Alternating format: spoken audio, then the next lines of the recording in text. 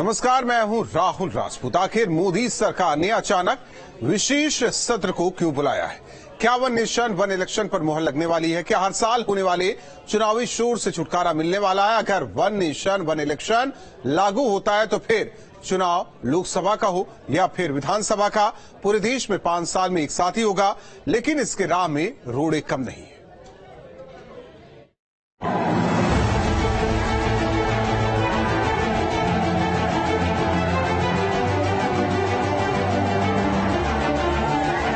Outright ये कह देना कि एक देश एक चुनाव के हम पक्ष में लगे। अरे चर्चा तो करो भाई, आपके विचार होंगे।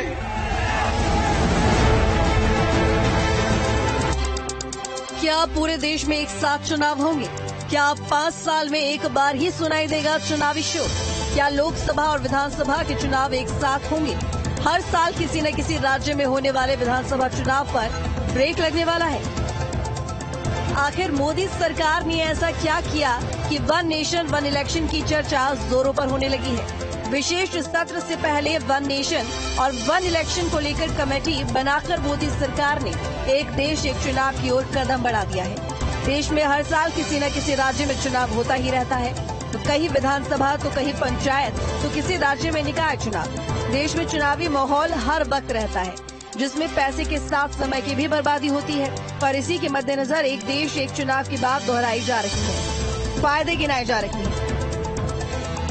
एक बार चुनाव होने से पैसे की बर्बादी नहीं होगी, सरकारी विकास कार्यों में रुकावट नहीं आएगी, काले धन और भ्रष्टाचार पर रोक लगने में मदद।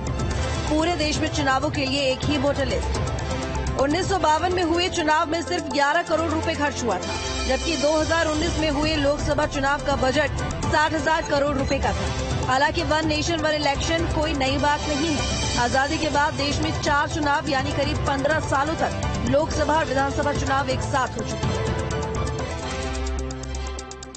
1952, 1957, 1962 और 1967 में लोकसभा और विधानसभा का चुनाव एक साथ हो चुका है। लेकिन 1970 में लोकसभा और उससे पहले कई राज्यों में विधानसभा भंग होने के कारण ये परंपरा टूट गई। लेकिन मोदी सरकार एक बार फिर वन नेशन वन इलेक्शन को लागू करने का मन बना चुकी है। प्रधानमंत्री कई बार इसके फायदे गिना चुके हैं। इनमें से एक फायदा है पैसे और संसाधनों की बचत। लेकिन सवाल है कि ये कैसे संभव है? तो 2023 में अभी 5 राज्यों में विधानसभा चुनाव होने हैं, जबकि 4 राज्यों में मई में ही विधानसभा चुनाव संपन्न हुआ है। और 2024 में 3 राज्य यानी आंध्र प्रदेश, ओडिशा और अरुणाचल प्रदेश में चुनाव है। यानी मई 2023 से लेकर जून 2024 तक सिर्फ एक साल में 11 राज्यों में विधानसभा चुनाव और 2024 में मार्च अप्रैल में लोकसभा चुनाव है। यानी एक साल में ही 11 राज्यों में अलग अलग समय पर विधानसभा चुनाव के दौरान संसाधन और पैसे का खर्च। फिर लोकसभा चुनाव के दौरान भी उन राज्यों में संसाधन और पैसे का खर्च होगा। साथ ही आचार संहिता की बंदिशें लोगों को झेलनी पड़ती हैं और सत्ता पक्ष का दावा है कि अगर पूरे देश में लोकसभा और विधानसभा का चुनाव एक साथ होते हैं तो हजारों करोड़ रुपयों की बचत होगी। इसके बाद से उनकी प्राथमिकता रही एक देश एक चुनाव की दिशा में देश को तैयार करा जाए। और जिस तरह से हमारे देश में चुनावों का मकड़ जाल है, कहीं पर जो है वो नगर पालिका के चुनाव चल रहे होते हैं, तो कहीं पे पंचायत का चुनाव होता है, कहीं कोऑपरेटिव का चुनाव होता है, तो कहीं विधानसभा चल रही होती है, विधान परिषद चल रही होती है, लोकसभा चल रही होती है, उपचुनाव के हो रहे होते हैं। वो जो आदर्श चुनाव आचार संहिता है वो लगती है तो उसके साथ डेवलपमेंट पे ब्रेक लग जाता है। तो इसलिए इस दिशा में हालांकि चुनाव सुधार के कई कदम मोदी जी के नेतृत्व में उठे हैं, लेकिन हम मानते हैं कि एक देश एक चुनाव की दिशा में हमें देश को आगे बढ़ना चाहिए। ये एक ऐतिहासिक कदम होगा।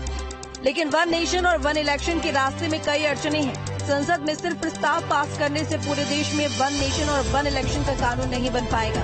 संविधान विशेषज्ञों के मुताबिक इसे एक पूरी प्रक्रिया से गुजरना पड़ेगा। इसके लिए संविधान में संशोधन करना पड़ेगा।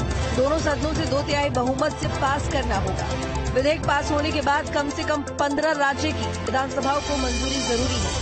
लेकिन सवाल ये है कि आखिर केंद्र सरकार को संविधान के किन आर्टिकल में संशोधन करना होगा? वन नेशन वन इलेक्शन कानून को लागू करने के लिए कम से कम 5 संशोधन करने होंगे।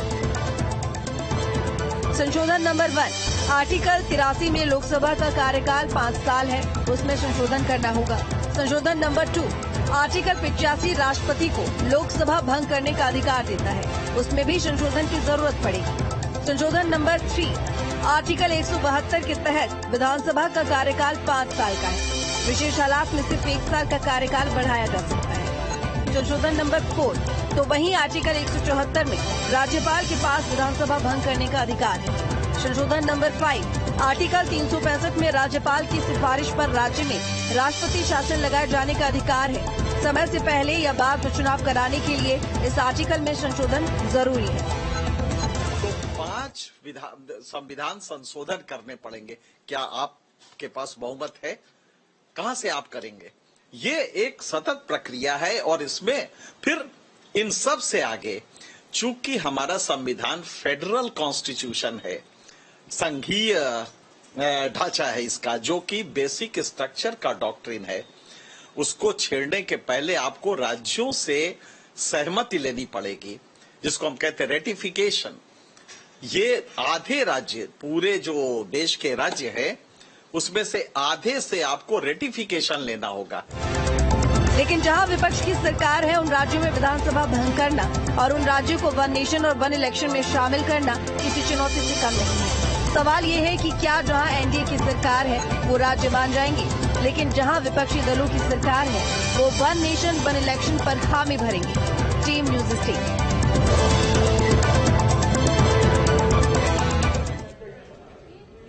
वहीं इस दिशा में सरकार की